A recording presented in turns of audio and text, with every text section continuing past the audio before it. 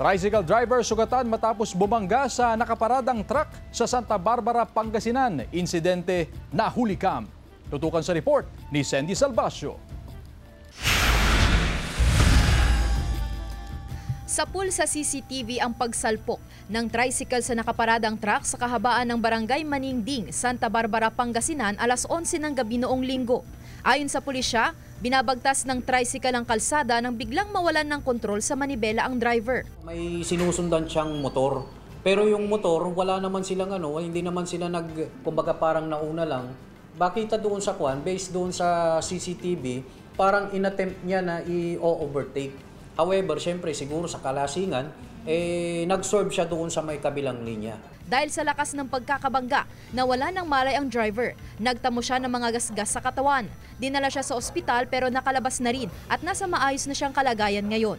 Sa investigasyon ng pulisya, residente ng Barangay Poblacion Sur ang 25 anyos na driver. Ipinagbigay alam na rin ng pulisya ang insidente sa may-ari ng truck.